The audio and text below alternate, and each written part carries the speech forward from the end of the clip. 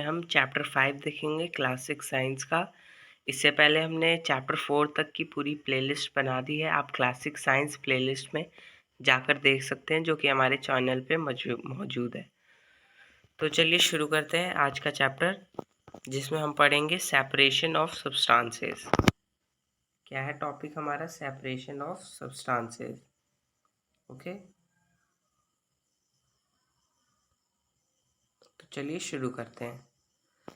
अगर आप चैनल पे नए हैं तो चैनल को सब्सक्राइब करें, और अगर ये वीडियो आपको पसंद आता है तो लाइक करें और इस वीडियो को ज़्यादा से ज़्यादा शेयर करें। तो यहाँ पे हमारे पास दिया हुआ है, in our daily life there are many instances when we notice a substance being separated from a mixture of materials. हम अपने डेली लाइफ में देखते हैं कि बहुत सारे सब्सटेंसेस हैं जो कि सेपरेट हो जाते हैं अलग अलग मटेरियल्स में। Tea leaves are separated from the liquid with a strainer. अब जैसे कि हमारा टी लीव्स है, वो कैसे मतलब हम लोग का टी लीव्स, जब भी हम अगर टी बनाते हैं तो उसमें से टी लीव्स हम लोग छान देते हैं ना स्ट्रेनर से। यहाँ पे स्ट्रेनर मतलब छन्नी होता है। यहाँ पे आप देख सकते हो ये स्ट्रेनर से छान रहा है। ओके, तो यही बोलना चाह रहा है कि हम डे टू डे लाइफ में कैसे थिंग्स को हम किसी किसी चीज़ को छांट देते हैं, किसी में से, किसी ऑब्जेक्ट में से, किसी मटेरियल में से। Grain is separated from stocks. अब जो ग्रेन होता है हम लोग का अनाज जो होता है, वो भी स्टॉक्स में से, यानी कि जो पूरा एक प्लांट होता है। स्टॉक का मतलब एक प्लांट होता है। जैसे कि मैं आपको ड्रॉ करके दिखा देता हूँ। ये एक प्लांट हो गया जिसमें ये हो गया ग्रेन। ओके, ये हो गया ग्रेन। ठीक है, ये ग्रेन हो गया। तो ये जो पूरा है ना, इसको पूरे को क्या बोलते हैं? स्टॉक। ओके, इस पूरे को बोलते हैं स्टॉक। तो इसमें से जो सेपरेट किया जाता है ग्रेन, उसी से हम लोग को ग्रेन मिलता है। ये नहीं ना कि हम लोग को स्टॉक के साथ ही ग्रेन दिया जाता है। ग्रेन को अलग किया जाता है, स्टॉक को अलग किया जाता है। ओके, वाइल हार्वेस्टिंग, जब हार्वेस्ट किया जाता है यानी कि काटा जाता है फसल को, मिल्क और curd is churn to separate the butter. जो मिल्क होता है और जो कर्ड होता है, उन दोनों को मतलब कि चर्न मतलब कि बहुत उन लोग को इतना घुमाया जाता है कि उसमें से हम लोग क्या निकाल लेते हैं? बटर। जैसे यहाँ पे दिखाया गया है, यहाँ पे दिखाया गया है हमारे पास कि कैसे यहाँ पे इसको इसके थ्रू घुमाया जा रहा है, इसके थ्रू घुमाया जा रहा है, और यहाँ से देख रहे होंगे आप कि बटर निकल रहा है यहाँ पे। ओके, तो यही बताना चाह रहा है कि कैसे किसी किसी ऑब्जेक्ट्स में से हम लोग कुछ ऑब्जेक्ट्स मतलब कुछ थिंग्स को निकाल लेते हैं। As we learned in chapter 3, we begin cotton to separate its seeds from the fiber। और जो कि हमने चैप्टर 3 में भी देखा है, यानी कि फाइबर टू फैब्रिक में, कि जो कॉटन होता है उसमें से हम लोग क्या करते हैं? उसके सीड्स को निकाल लेते हैं उस फाइबर में से। Perhaps you might have eaten salted दलिया और पोहा। और ये भी आपको पता होगा या फिर आपने कभी खाया होगा कि दलिया और पोहा, सॉल्टेड दलिया और पोहा आपने कभी खाया होगा। If you found that it had chillies in it, you may have carefully taken them out before eating. अब आप ये भी करते होगे, या फिर आप कोई भी खाना खाते होगे जो भी सॉल्टी होता है, उसमें अगर आपके पास उसमें अगर चिलीज होते हैं, यानी ग्रीन चिली या फिर रेड चिली जो भी होता है, तो आप उसको पहले ही साइड कर देते हो, क्योंकि आपको पता है कि जब वो खाओगे तो आपको उससे बहुत तीखा लगेगा। तो आप पहले ही उसको साइड कर देते हो। तो यही आपको इसमें बताया जा रहा है कि जब भी आप पोहा खाते हो तो उसको पहले ही केयरफुली साइड में कर देते हो खाना खाने से पहले। Suppose you are given a basket containing mangoes and guavas and asked to separate them, what would you do? अब मान लो आपको बोला जाए कि एक बास्केट जो है मैंगो कंटेन, मतलब मैंगो है उसमें और गुआवा है, तो उसको सेपरेट करना है, तो आप क्या करोगे? Pick out one kind and place them in a separate container, right?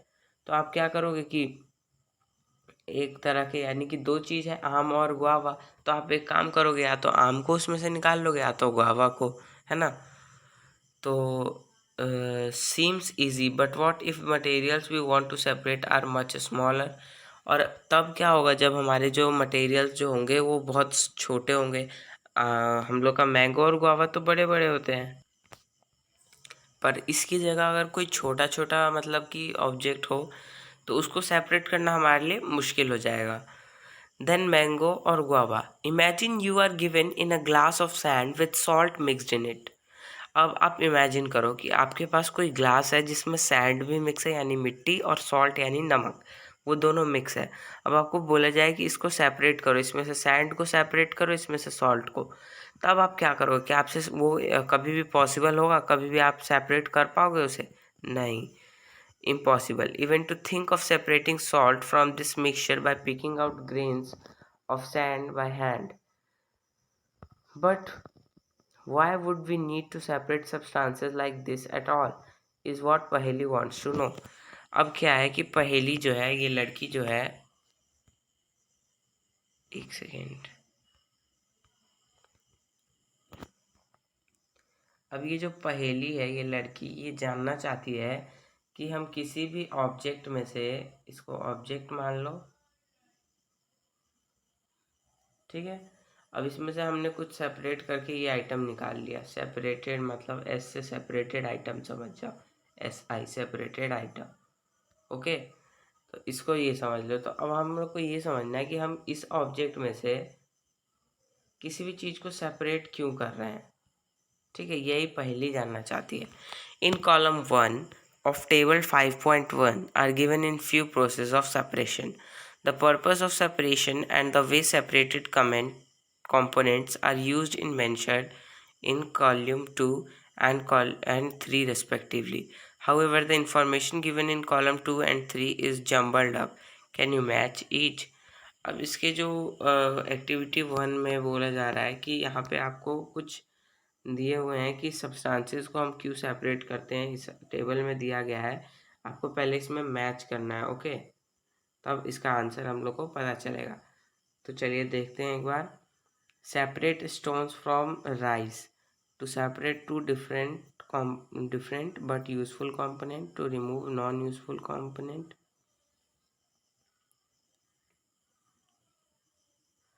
Purpose for which we do the separation, what we do with the separated components.